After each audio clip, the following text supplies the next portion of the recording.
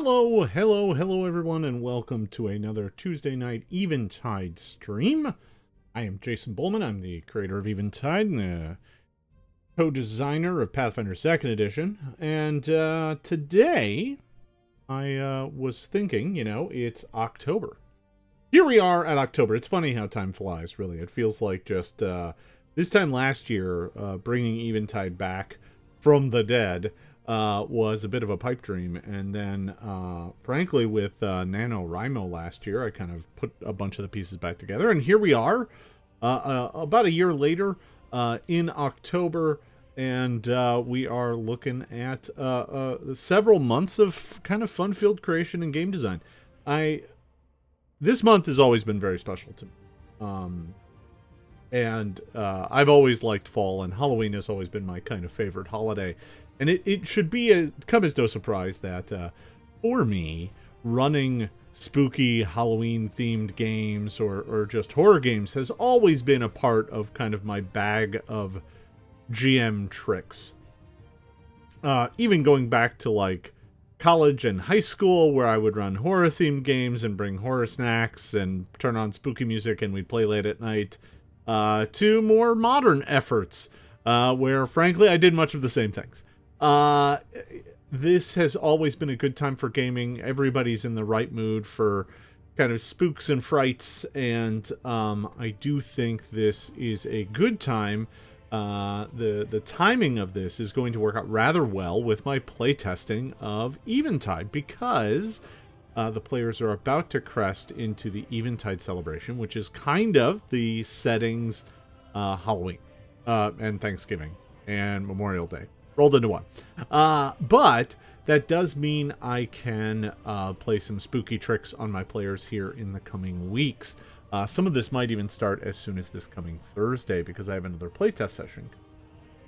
So before I hopped into it, I did want to take a moment to talk with all of you about what I think about when I'm designing kind of games that are meant to be a little bit scary, because it's been forefront of my mind lately. And not just because of Eventide. I got another little thing I'm working on, but I'll talk a bit more about that later.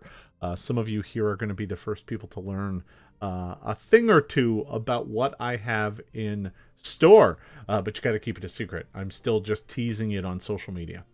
We'll get to that at the end. So let's talk about the what makes for a good horror RPG adventure. It's not the same as a kind of a story or a movie, right? Because the players have agency in this, and you can't fundamentally take away their agency as part of the role playing, right? They still have to be characters. They still have to be capable of doing things. You can't just take away their toys and make the slasher chase them through the woods. It doesn't quite work that way. So what you have to do instead is kind of use the genre pieces of classic horror storytelling, bring them to the table, set the mood just right, and let the player's imagination do most of the work for you. So one of the first things you can do, the very first thing that I like to do when I'm setting together or putting together a horror adventure is it's all about details, right? That's one of the first things. It's about the kind of setting of the story. So really what we're talking here is the kind of atmosphere, and this comes in a lot of different ways. It's a big part of it is the narration, right? Your tone should be more serious. You should describe things with kind of florid, oftentimes grotesque details, and the setting itself should have kind of darker tones and themes. I do want to take a moment to note on this. Going into any horror game, it's always good to chat with your players about what they want out of the game, what they expect. If you're going to do a scary Halloween-themed session, and that's a thing you want to do, you should probably let the characters know. I always like to telegraph it in advance. Yep, this is going to be the scary one. If it's not your thing, you should talk to me about it beforehand, or, we can find a way for you to miss that session. But it's something we're going to do. I do think it is kind of a give and take. I think if a lot of your folks are up for it, but some people aren't, giving them a pleasant way to miss that session, if that's not something they're into, is perfectly fine. And in addition, even if they are going to be at the session, making sure you know if there's things that really squick them out, you might want to avoid those. And this gets back to consent and kind of session zero kind of stuff. And I don't want to belabor the point here, but with horror, it is something to pay a bit more of attention to, right? Because there are a number of horror themes that some folks don't find palatable. So when setting the atmosphere, like I said, because everything is being imagined, your descriptions take over for a lot of the things that would normally be good visceral senses. So describing the smells of the place, describing the look, the sounds, the taste of the food if they're eating something, right? Getting deep into details is an important part of any kind of horror telling, because it is those details that allow you to fill in the gap, the kind of structure that then allows their imagination to fill in the gaps of the spooky thing that they can imagine, right? So this does go beyond just kind of your descriptions, though, into what you can bring to the table, right? Can you, if you're playing in person, can you have kind of spooky themed snacks? Like, I have done things where it's like the old, like, you know, middle school trick of like, here's the bowl of grapes. Like, I've done that kind of stuff in my games before. You know, here's the bowl of spaghetti. Put your hand in there. It's the intestines, right? You know, I've played those sorts of games before. And frankly, even as an adult, bringing snacks that folks can eat that are metaphorical for, you know, a grim feast they're having at the table. Oh, will you eat the bones? And handing them some sort of crunchy breadstick or something, right? You know, something to kind of engage with their actual senses at the table makes it a little bit more special. Obviously, having spooky music and soundtracks is a definite plus. Having that kind of stuff fill in the dead space helps to keep the game on track, helps to prevent kind of table banter that is otherwise generally in most groups pretty jovial, pretty jokey, you know, and you want to kind of tamp that down in a horror game. You clearly do.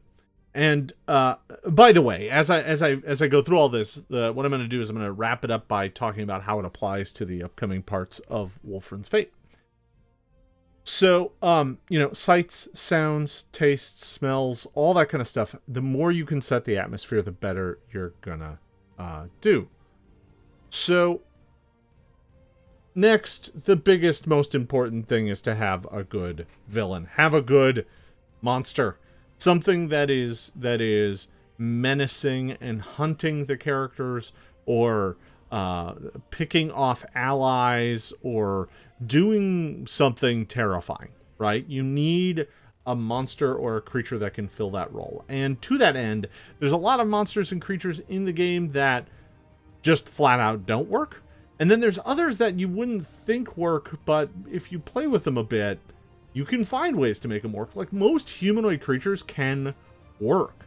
Like, you know, if it's just a bugbear, right, you know, can be a menacing stalker in the darkness. It doesn't have to be something with a bunch of crazy supernatural abilities.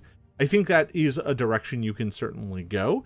And if you want to kind of challenge the players in other ways, that is a fun way to kind of build in horror to a game. But I think you can make it happen with kind of anything that's smart enough or clever enough that it doesn't break verisimilitude, that it's hunting and stalking and preying upon the PCs and other innocents, right? That is the kind of key of this, is having this villain be something with presence.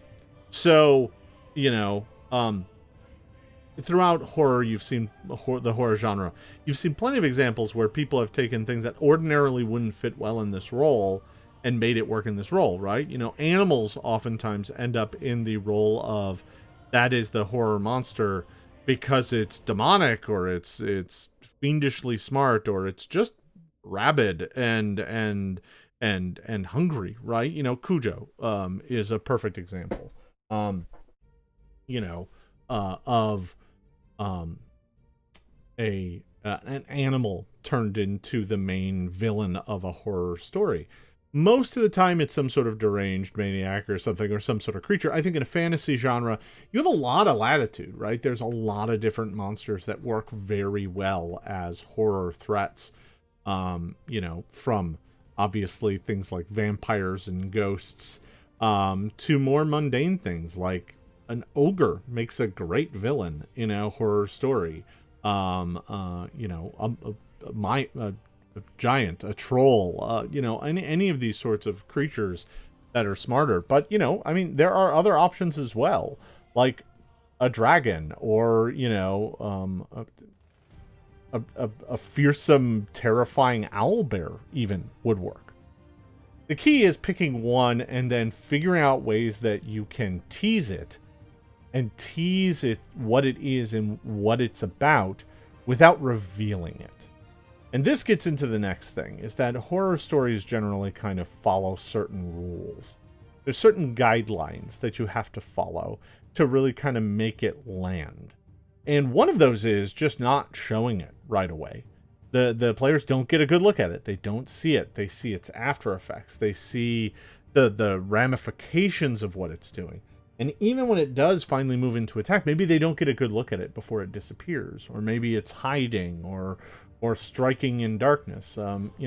There are a lot of different ways that you can create kind of a mystery about these creatures, because the longer the players have to invent what it is in their own head, the more outlandish, the more terrifying their ideas become. So let's take this owlbear. Let's say that we're writing a horror story about a very hungry, very angry owlbear that maybe has caught a disease or something and has just gone feral and is trying to stalk and hunt the people of this town. No one can leave, because all those that do end up dead on the road, because this thing is just ravenously stalking anyone who leaves town.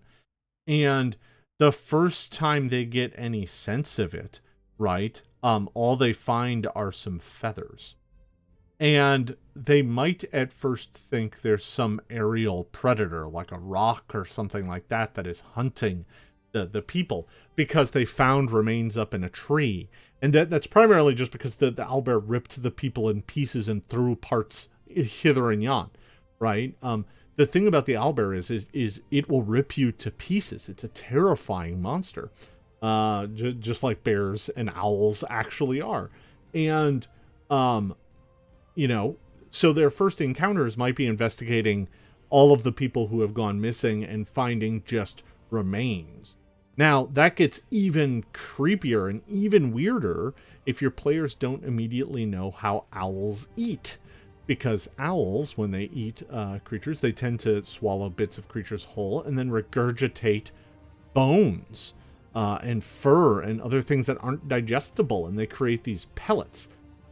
An owlbear might do that too, in a way that leaves behind these gross, slime-drenched pellets. And maybe the thing that's driving the owlbear kind of to an unholy rage is some sort of parasite that infests these eggs, and the players might think it's something else entirely before they even get close to realizing it's just a very angry, very feral owlbear. But that's what I'm getting to. Creating a villain that can hold the story, that can be a bit of mystique. It's hard to do with some creatures, right? I can't imagine very many oozes that would hold this role very well. Although, I mean, there is the blob. But in general, right, you're going to need something with at least some amount of cunning. It doesn't need to be sentient. It just needs to be something that has some sort of cunning or drive that allows it to be more clever than just it would run up to the town and attack the nearest person, right? That ain't gonna do. So there is that. And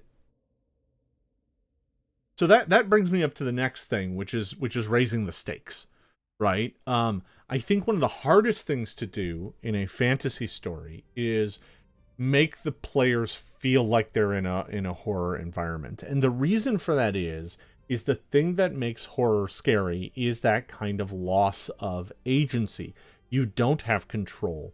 You don't have the ability to fight back. You don't have the ability to win. You're just trying to desperately survive. If you're, in the view and in the mindset of the protagonists, most of the time it's not about winning. Winning is a thing that they stumble upon at the end if they're lucky. Most of the time it's just about surviving. And that is hard to do in a fantasy RPG because, frankly, truth of the story here, if you look behind the scenes at the math, the game is rigged for the players to win, right? I mean, all things being equal, if you follow the rules of the game, if you follow the guidelines that we give the GMs, everything's tilted in the player's favor. And it is like that because fundamentally it's their story. But in a horror story, you have to work to flip that script, and it's hard to do because, frankly, the script of the game is that the players get to win. So there are ways to do this without drastically changing the way the game plays. First of all, some of it comes back to the villain. If the villain's a bit on the powerful side, that automatically kind of puts them in this dynamic that they can't face it directly. They have to find the right tool, the right MacGuffin, the right tactic to win. That's part of it. I think another part of it, though, is to make sure that there are things that raise the stakes that aren't directly related to player death. One of the easiest things to do is just have the thing kill other characters, right? I do think, the more... If they're in a town of 25 people that are slowly being eaten by this owlbear, and having a ticker in the background of the 25 people as they get eaten, and there are fewer and fewer people in town, does leave the PCs in kind of a situation where they inherently will feel like they are next, and this is an inevitable thing, because you're not actually rolling any dice to make that happen. You're just having it happen. And if the players feel like that's some sort of timer until it gets to them, they're going to start feeling that too. So I do find it interesting how some horror games do this very well. I oftentimes go back to Dread as one of the best horror RPGs ever created, because you as a player have a lack of that kind of agency, because if the tower falls, you die. And when you have to draw blocks, you have to draw blocks. So you don't have the same kind of agency because gravity tells you no, right? Because you're drawing from a giant Jenga tower to do conflict resolution. And if the tower falls, you die, right? If you pull the blocks and put them out, you live and you keep fighting to another day. So in a fantasy RPG, you have to find a way to kind of give the players that same sort of sensation. It's hard to do.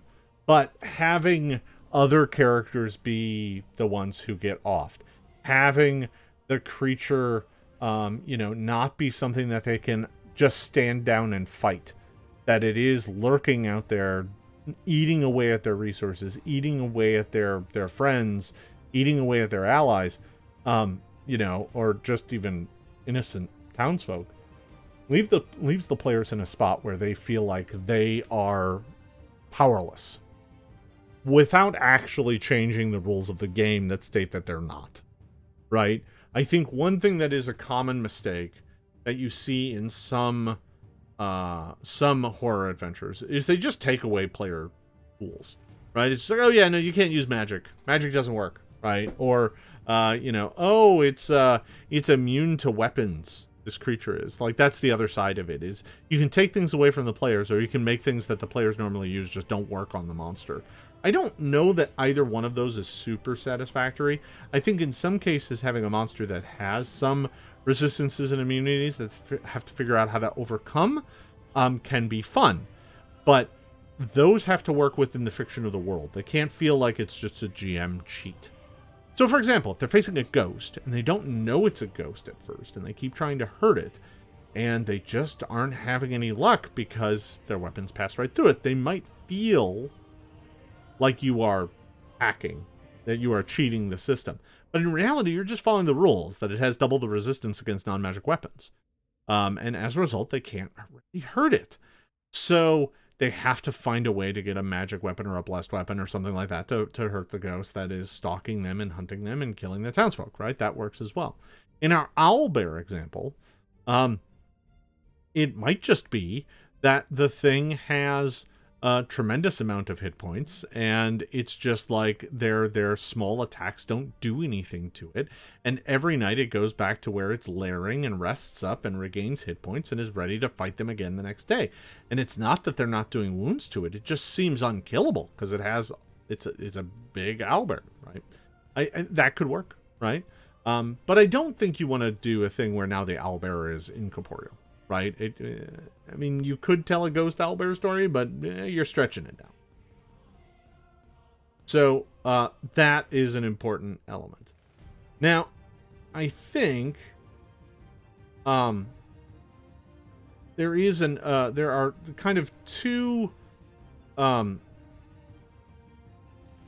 Well, let me start with this. There's one key thing that I think is important in your pacing, and that is to make sure that your horror story includes plenty of surprises.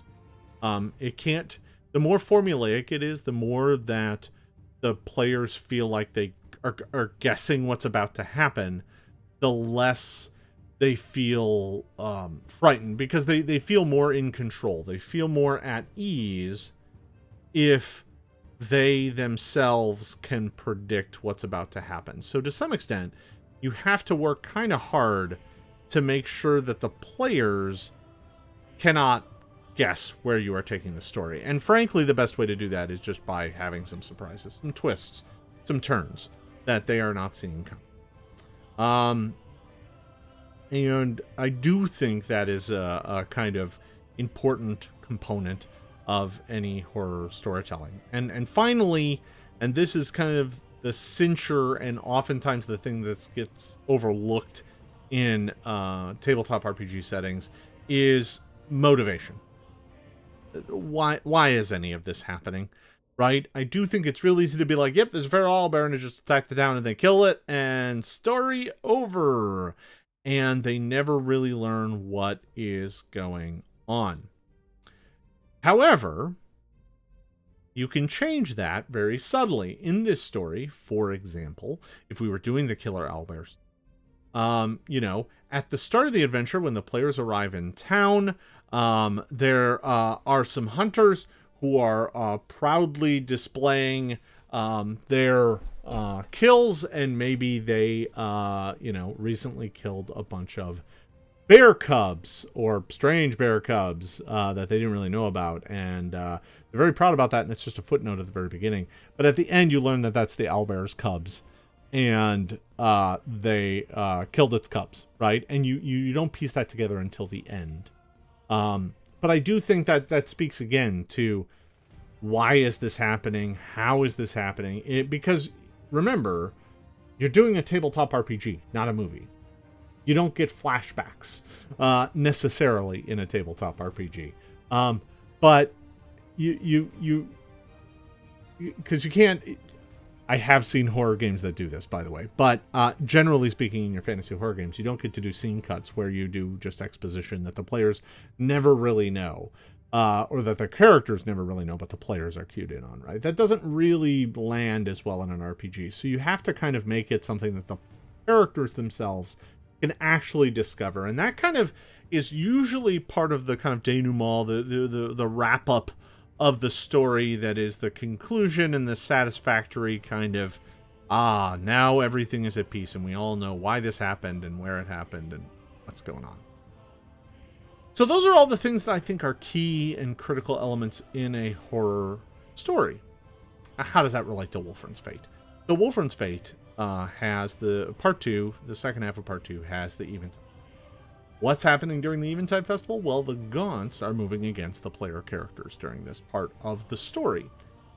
Now, let's go back to all of those elements. The Gaunts are my villain. And in this case, the Gaunts have creepy powers that allow them to blend into the crowds. They have powers where they can kind of step through darkness and move around very quickly. And they have a creepy appearance. Now, they're also very cunning and very skilled at kind of hunting the PCs. They have malignant intent. And as a result, they will work out well as my central kind of villain piece in this adventure. The players have already been introduced to them. They know that this foe exists, but they know nothing about it at this point because the Dawnbringers have mentioned that these foes exist. So, right away, I've got my villain. Now let's talk a bit about atmosphere as we get into the Eventide Festival. The tone and theme of the game is going to shift into this kind of festival atmosphere where in the first night, kind of a costume thing where the players are able to go door to door and get snacks and treats or go to parties. There's a whole kind of ritual about it. And during this is when the Gaunts are first going to start stalking them and hunting them. So it's all taking place at night. It's a darker, somber kind of event. I'll pipe in some kind of creepy music in the background. All of this stuff starts coming together to create kind of a more immersive environment. To tell these stories, it'll be less about cracking jokes and having fun zany combats and more about the creepy thing haunting them in the dark. And that culminates with kind of their first experience with these creatures, which is in a haunted house kind of environment where they don't really get a chance to win. The thing is taunting them and teasing them and trying to lure them to their deaths, but ultimately is not facing them. This gives me plenty of opportunities to have the creature do spooky things, but not really give the players a direct way to respond. House of Mirrors and illusions and smoke and plenty of ways for it to hide and get out of sight and stay away from the players so that they never actually have a chance to roll initiative against it. So in this way, I'm not blunting what they can do. I'm giving them other things to fight, like illusions and other things like that. But they're ultimately not effective because of the nature of the way that it is threatening them. That'll change by the end. But here in the beginning, that's not really possible. Now, that brings me around to how do I ratchet up the stakes? Well, the character they just met gets kidnapped. And this Gaunts have already killed someone that they knew. And they had them attacked. So I've already started laying the groundwork for the stakes kind of going up steadily with these Gaunts. It's not something that just is, one day it just happens. I've already started setting the stakes on this. And during the second night when they go on the parade and they find that the Black Thumb has been burned down or is on fire and their contact is missing, they'll have little choice but to spring into action to save him, which draws them into an even darker, more dangerous environment going into the sewers underneath the city. So, when it comes to surprises, I'm still kind of working out how some of those things are going to go, but I do think the kind of first one being the spooky horror house where they get drawn in and they think it's a party, but in reality it's not at all, is kind of the first stage of that. And then obviously the second stage is amped up when they attack their allies directly and they're drawn into a sewer, which is an unfamiliar environment and can be filled with monsters that come out of there at them from out of nowhere and challenges that they didn't expect to face. So there's that. And then finally we get around to the backstory and why this is all happening. Some of that will be revealed right now, but because this is an RPG, I can actually stretch some of this out a little while because it is part of a bigger meta plot. That said, it will become clear to the players at the end of this that these Gaunts were specifically targeting them, that they had a specific reason to go after them, and their lair has some pretty strange stuff in it that starts putting together bigger clues about the story of the world. And frankly, a big part of it is them wanting to stop anyone from learning anything about evil. So that's kind of where all of this is going. Those are all the pieces that are being put into play. And I think, both of my groups, I have one group meeting in 2 days, so they're going to meet on the 6th. They will then meet again on the 20th. So I basically have 2 sessions with each group before Halloween. And I think with both of them now being on the second day, trending into the Eventide Festival, we may just get right into the festival on that session right before Halloween. As a matter of fact, I may even push it, engineer it to make that happen so that our our session of that first night of Eventide with Spooky Haunted House happens on the 20th and the 24th, right? Because the sessions after that will be in early November. So I do think there is something there to play around with. Both groups will get one more session to kind of wrap out their day and make into the next day. But I think that'll probably be plenty, and we should be able to move that. So that's kind of where my headspace is on the Eventide stuff, and how it relates to the kind of spooky horror stuff. I must admit, I really do enjoy playing around with these themes, especially this time of year. I hope you all do too.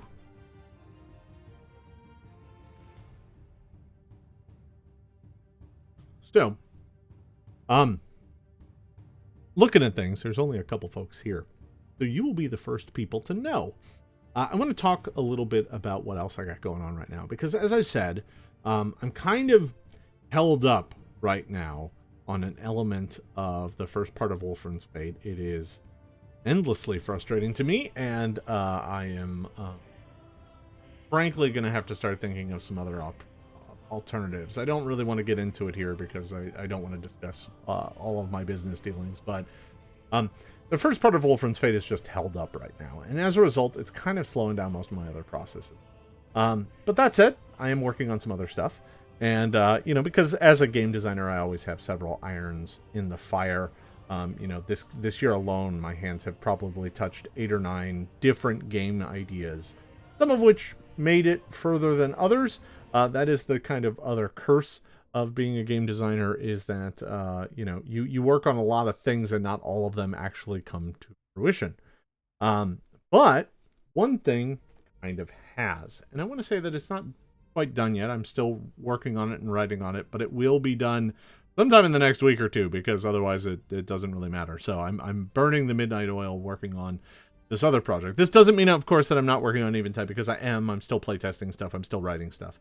But this other thing that I've been playing around with has started taking up some of my time. And I wanted to give all of you a sense of it, because frankly, as my patrons here on Patreon, I'm going to give it to you for free. It's not Eventide related, but I don't care. I think you have all been such great supporters that you get this for free. It's probably only going to be $5 or $10, so it's not a huge deal, but it will be something nice from me to all of you. I'm putting together a little bit of a product. Now, I've started to tease this thing on social media, and I'm not making a big deal out of it right now because I don't really have it finished, so there's not really much to make a big deal out of, but I didn't want the whole thing to be a total secret. So over the past 2 days, starting yesterday, I didn't want to start it on a Saturday or a Sunday. I started it on. So over the past 2 days on social media, I've been posting these little story snippets about something called the Hope Finder. And I use that hashtag because if I just use hashtag hope, no one will find it. It'll be buried amongst everything else. But no one's using the Hope Finder hashtag. So I am using it, and I'm playing around with a little thing, and I've prepared a little something for all of you to see. I will go ahead and play this, and then I'll maybe answer a few questions if anybody has any.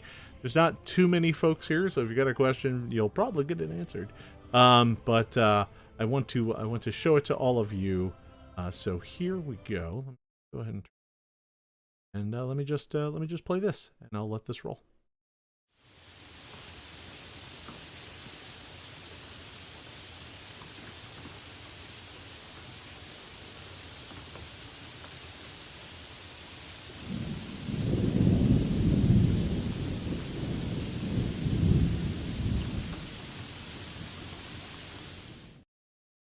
So there you go.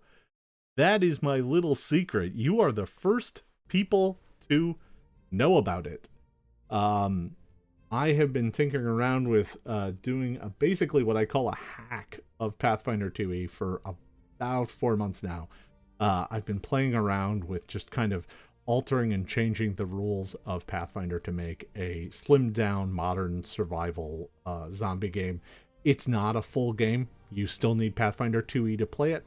It does use the Pathfinder 2e rules, but it is like got rules for, guns and zombies and food and water and infection, and it's set in Seattle, and it should be fun. It's light. It's not art heavy. That piece of art is the only piece of art I had, and I made it myself. But the final book is going to be a simple PDF that you can get. Although I may do some special editions that I hand print and hand make myself. We'll see. We'll see what I get up to once I've got it done. But that's going to take me a bit. But that is what I'm playing around with. It is a secret. I haven't really. There's the number of people who know it right now is 1, 2, 3, 4, 5, I think, counting the people in this stream. So not a lot of people know it, but I am going to start letting people in on it here as we get closer. I'm still writing it, but frankly, I'm not holding this to the same production standards that I do everything else. I'm going to write it, I'm going to edit it, I'm going to lay it out, and I'm going to release it. And it's all going to be on me, and if there are spelling mistakes and grammar errors, that's also on me, and I'll fix them as we go along. But I hope it'll be pretty clean. It should be. And I'm very excited about it. I mean, you know, I think there are... for those of you who are in my VIP chat, I've been talking about this, and that's a great place to chat about it. I may post that little snippet in my VIP chat here at some point in time, maybe tomorrow. But I wanted folks who have been part of my Patreon and supporting me for all these months to get a first look at it. And it's probably not going to be huge. It's probably going to be like 48 pages, but like half size. And it's not a tremendous amount of stuff, but it replaces kind of a lot of the game. Like, there aren't classes because you're a human and you're just a survivor. So it has the story of the apocalypse, and it uses the Pathfinder 2e engine. But you know, it's fun. I think it's going to be a blast. So I'm really excited about it, and I hope other folks are too. I'm being kind of coy with it on social media right now, just kind of telling the backstory, but I'm telling it as a day-by-day like reporting. So you know, the game itself is actually set about 10 years in the future, but the outbreak happens now, right? Starting yesterday was the first day of the outbreak. So I'm kind of doing a little fun story game on social media with it. So that is what I am up to. I didn't want to tell very many people here until we got closer to the point. I'm almost done writing all the player options. I need to write some of the GM's options and stuff. I think all of that's going to take me about a week. But once it's done, it's going to go live, and it should be a lot of fun. I'm going to push this thing to print before mid-October because I want people to be able to play it by Halloween. So we'll see how it goes. Depending on how big it actually ends up being, it'll either be $4.99 or $9.99. I suppose there's a world in which it's like $7.99 something, but it'll be somewhere in that neighborhood. But all of you Patreon supporters are going to get it for free. Just as my thanks for sticking with me through thick and thin, and through, frankly, all of the trials and tribulations of getting a campaign setting up and running by myself. So it's been a long road getting from there to here, and I wanted you all to know. So there you go. I hope other folks watch this video and get to the end to see the secret as well. Yeah, that's it. That's what I wanted you to say. Here, I'll play it again just so that you can get another look at it.